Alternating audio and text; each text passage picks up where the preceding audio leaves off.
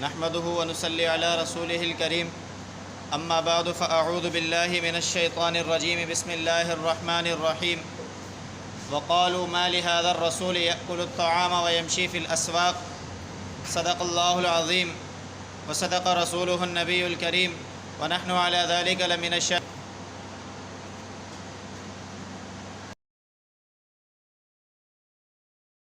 میرے بھائیو، دوستو، بزرگوں، میں نے آپ کے سامنے قرآن کریم کی ایک آیت مبارکہ تلاوت کی ہے۔ دعا ہے کہ اللہ رب العزت صحیح بیان کرنے کی توفیق عطا فرما دے، مجھے اور آپ کو اس پر عمل کرنے کی توفیق عطا فرمائے۔ اللہ رب العزت اس آیت مبارکہ کے اندر انبیاء اکرام علیہم الصلاۃ والسلام کے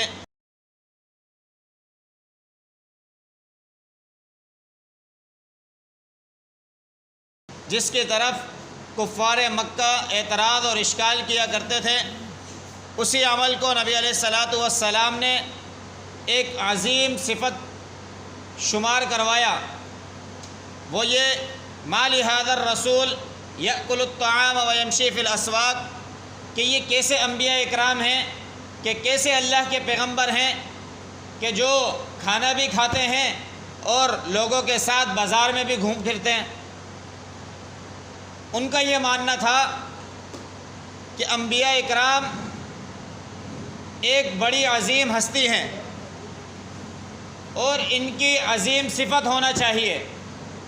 جس طرح اس وقت میں کوئی بادشاہ، کوئی جابر، کوئی وڈیرا جب اس کو منصب مل جاتا تو وہ لوگوں سے کٹ جایا کرتا تھا، لوگوں سے اپنا میل جول ختم کر دیا کرتا تھا۔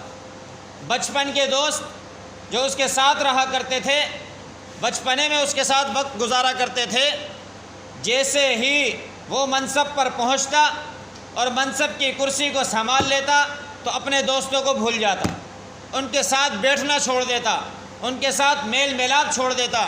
تو نبی علیہ الصلاۃ والسلام کی یہ صفت تھی اور تمام انبیاء اکرام کی یہ صفت ہے کہ وہ لوگوں کے ساتھ اپنا میل جھول بہت اچھا رکھتے ہیں۔ اور نبی علیہ الصلاۃ والسلام کی تو کیا ہی بات ہے کہ ان کی ایک ایک صفت نرالی ہے۔ ایک موقع پر نبی علیہ الصلاۃ والسلام مدینے کے ایک بازار سوق الناقہ، جو مسجد حرام کے اشتوسی کے اندر شامل کر دیا گیا ہے، اس وقت اس بازار کے اندر ایک صحابی رسول جن کا نام زاہد تھا، وہ اپنا سامان لایا کرتے تھے دیہات سے اور وہ سامان یہاں پر فروخت کر دیا کرتے تھے۔ تو نبی علیہ الصلاۃ والسلام کو ان کے ساتھ عجیب ہی دل لگی تھی۔ سیاہ فام تھے، رنگ کے کالے تھے، لیکن نبی علیہ الصلاۃ والسلام کی ان کے ساتھ بہت زیادہ دل لگی تھی۔ ایک دفعہ نبی علیہ الصلاۃ والسلام نے ان کے پیچھے سے گئے، وہ سامان فروخت کر رہے تھے، نبی علیہ الصلاۃ والسلام ان کے پیچھے گئے اور ایک دم بغل گیر ہو گئے پیچھے سے، اور فرمایا من یشتری ھذا الغلام، کہنے لگے کہ یہ غلام مجھ سے کون خریدے گا؟ تو وہ ایک دم پہچان گیا نبی علیہ الصلاۃ والسلام کی آواز سن کر اور کہنے لگے یا رسول اللہ، اس غلام کی تو آپ کو کوئی خاص قیمت ملنے والی نہیں ہے، کیونکہ یہ تو سیاہ فام غلام ہے، کالے رنگ کا غلام ہے۔ تو نبی علیہ الصلاۃ والسلام نے کہا ایسی بات ہرگز نہ کہو، آپ کی قدر و قیمت اللہ کی بارگاہ میں بہت زیادہ بلند ہے۔ ایک اور واقعہ، نبی علیہ الصلاۃ والسلام مدینہ منورہ سے نماز کی ادائیگی کے بعد یہ ارادہ کیا کہ اپنے دوست عتبان سے ملنے کے لیے نکلوں۔ تو وہاں تقریباً 3 میل کا فاصلہ ہے مسجد قباء کا۔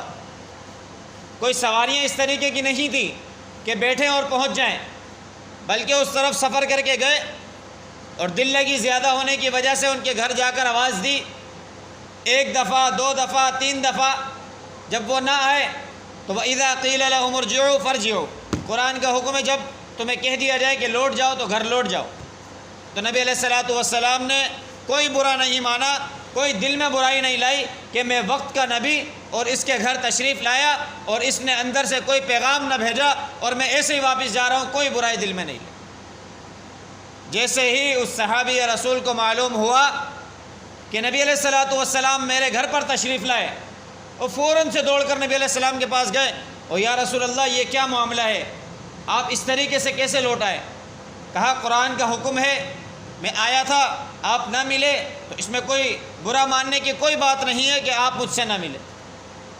تو یہ دیکھیں نبی علیہ الصلوۃ والسلام کی یہ سیرت ہے کہ لوگوں کے ساتھ میل میلاپ اور میل جول رکھا کرتے تھے۔ اتنا بڑا منصب، نبوت کا منصب، کہ اس کے بارے میں مجموعی طور پر تمام کتابوں کے اندر کہ یہ بڑا عظیم مرتبہ ہے، اور ان تمام پیغمبروں میں سے بھی اولو العزم پیغمبر، اتنے بڑے پیغمبر، ایک وقت بڑھیا بھی رستے میں روک لیتی ہے اور ان سے گفتگو کرتی ہے، جب تک تسلی بخش جواب نہیں مل جاتا اس بڑھیا سے کنارہ نہیں کرتے۔ آج ہم ملنے کے اندر کتنے دل کے کڑوے ہوتے چلے جا رہے ہیں، ملنے والے سے، خوش اخلاقی سے ملنا ہم پسند نہیں کرتے، ہم اپنے آپ کو پتہ نہیں کیا سمجھ بیٹھے ہیں۔ اس دنیا کے طرز عمل کو چلانے کے لیے ہمیں یہ ضروری ہے کہ کریں، نبی علیہ الصلوۃ والسلام کی سنت مبارکہ کو اپنا لیں۔ آج ہم کسی سے ملنے جاتے ہیں، نہیں ملتا، صدیوں تک برائی لے کے بیٹھے رہتے ہیں، ہم آپ کے گھر آئے تھے آپ نہیں ملے، ہم نے فلاں وقت آپ کو دعوت دی تھی آپ نہیں آئے، آپ نے میری شادی میں شرکت نہیں کی۔ میں نے کل ایک واقعہ آپ کو بتایا تھا، حضرت جابر رضی اللہ عنہ، انہوں نے وقت کے نبی کی موجودگی میں نکاح، نبی علیہ الصلوۃ والسلام اور وہ ساتھ تھے، تو ان کی اونٹنی بار بار پیچھے ہو جایا کرتی تھی، اونٹنی بار بار ان سے پیچھے ہو جاتی، تو کہا کیا معاملہ ہے؟ کہا یہ اونٹنی جو ہے بوڑھی ہو گئی ہے، چلنے میں سست ہو گئی ہے۔ تو نبی علیہ الصلوۃ والسلام نے اس اونٹنی کی پشت پر ہاتھ رکھا، وہ تیز دوڑنے لگی۔ اتنے قریبی صحابی نکاح کر، نبی علیہ السلام نے دریافت کیا کہ آپ نے نکاح کیا ہے؟ کہا میں نے نکاح کیا، سیبہ سے کیا، باکرہ سے کیا، یعنی نوجوان لڑکی سے کیا یا مطلقہ سے کیا؟ کہا مطلقہ سے کیا۔ کہا کیوں کیا؟ کہا میری بہنیں ہیں چھوٹی، ان کی تربیت کے لیے کسی کی ضرورت تھی، اگر میں چھوٹی عمر سے کرتا تو ان کی تربیت نہیں ہو پاتی۔ اب بتائیں کہ اتنے قریبی صحابی اور نکاح کر چکے ہیں، وقت کے نبی شادی میں نہیں آئے، وقت کے نبی نکاح میں موجود نہیں ہیں، کوئی برا نہیں مانا۔ لیکن آج ہماری تقریبوں کے اندر، آج ہمارے چھوٹے سے معاملے کے اندر کوئی اگر ہم سے معلوم بھی نہ کرے نا، صرف پوچھے نہیں، تو ہمیں یہ بھی برا لگتا ہے اور کئی کئی مہینوں تک بات نہیں کرتے۔ میرے بھائیوں، دوستوں، بزرگوں، اگر معاشرے کی اصلاح چاہتے ہیں، معاشرے کو کامیاب دیکھنا چاہتے ہیں، تو اس بات کی ضرورت ہے کہ نبی علیہ الصلوۃ والسلام کی سیرت کو اپنایا جائے۔ بعض اوقات نبی علیہ الصلوۃ والسلام بچوں کے ساتھ خوش اخلاقی سے پیش آتے، ان کے ساتھ کھیلنا شروع کر دیتے۔ حسن حسین رضی اللہ تعالی عنہما نبی علیہ الصلوۃ والسلام کی پشت پر سوار ہو جاتے، کبھی سینے مبارک پر سوار ہو جاتے، نبی علیہ الصلوۃ والسلام ان کے ساتھ گھل مل جاتے۔ آج ہم کس در پر پہنچ چکے ہیں، کس جگہ ہم پہنچ چکے ہیں کہ اگر تھوڑا سا منصب ہمیں مل جائے تو چند لوگ ہم سے ملنے آ جائے تو بچوں سے کہلوا دیتے ہیں کہ ٹائم نہیں ہے۔ ایک وقت کا نبی جو اللہ کا پیغمبر، وقت کی کتاب اس کے اوپر نازل ہوئی، امت کی اصلاح کا بیڑا اس کے کندھے پر، اور کتاب کی تعلیم عام کرنا اس کے کندھوں پر، جہاد اور غزوات کرنا اس کے کندھوں پر، تمام صحابہ کو لے کر چلنا اس کے کندھوں پر، اس وقت کی ذمہ داری کو ادا کرنا، یہ ساری کی ساری مصروفیات، اس کے بعد گھریلو ذمہ داریاں، اس کے بعد پھر دیکھیں کہ بازاروں میں جا کر گھر کے لیے سامان خود لاتے، اپنی نالین مبارک خود سی لیا کرتے، کپڑے مبارک اگر کہیں سے پھٹ جاتے تو خود پیور لگا لیا کرتے۔ اتنا بڑا منصب ہونے کے بعد کوئی آج سوچ سکتا ہے؟ یہ ہے ہمارے نبی کی شان، یہ ہے ہمارے نبی کے اخلاق۔ آج اس کا امتی اپنے آپ کو ان چیزوں پر لانا اپنے لیے عیب کی بات سمجھتا ہے، معیوب سمجھتا ہے کہ میں یہ کام کرتا ہوا نظر آؤں، لوگوں سے میل ملاپ رکھنا معیوب سمجھتا ہے، لوگوں کے ساتھ کچہری کر لینا معیوب سمجھتا ہے، لوگوں کے ساتھ کھڑا ہو جانا معیوب سمجھتا ہے، لوگوں کی دعوتوں میں شرکت کر لینا اپنے لیے عیب کی بات سمجھتا ہے، ان سے خوش اخلاقی سے پیش آ جانا اپنے لیے عیب کی بات سمجھتا ہے، اپنے پروگرامات میں ان کو شرکت کروا لینا عیب کی بات سمجھتا ہے۔ مجھے بتائیں کہ کیا یہ نبی علیہ الصلاۃ والسلام کی تعلیمات کا حصہ ہے؟ اگر ہم معاشرے کی اصلاح چاہتے ہیں، اگر ہم کامیاب معاشرہ چاہتے ہیں، ہم آپس میں خوش اخلاقی چاہتے ہیں، ہم ایک دوسرے کے ساتھ جب تک خندہ پیشانی سے پیش نہیں آئیں گے، کہیں مومن نظر آ رہا ہے، مسلمان اور انسان نظر آ رہا ہے، جیسے ہی اس سے ملے تو آپ کے چہرے پر ہنسی ہونی چاہیے، مسکراہٹ ہونی چاہیے کہ سامنے والے کو لگے کہ مجھ سے مل کر اس کو خوشی ہوئی۔ آج ہم کسی سے ملتے ہیں تو ایسا لگتا ہے کہ اس کے آنے کی وجہ سے مجھے اتنی تکلیف ہوئی جتنی قیامت تک مجھے نہ ہوگی۔ میرے بھائیوں، میرے دوستوں، بزرگوں، اس معاشرے کی اصلاح ہمارے ذمے ہے۔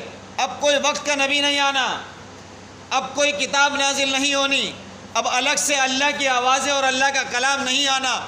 یہی قرآن ہے جو ہمارے لیے تعلیم ہے، یہی ہدایت ہے، یہی سراپا جنت کا رستہ ہے، یہی نبی علیہ الصلاۃ والسلام کا طریقہ، صحابہ کا طریقہ اور دین پر چلنے والے بزرگان دین نے جو بتایا، یہی کامیابی کا رستہ ہے۔ اس پر چلیں گے، لوگوں کو اس پر لائیں گے، لوگوں کو حق کی بات بتائیں گے، ناحق طریقے سے لوگوں کو ہٹا دیں گے، تو یہ ہمارے معاشرے کی کامیابی ہے۔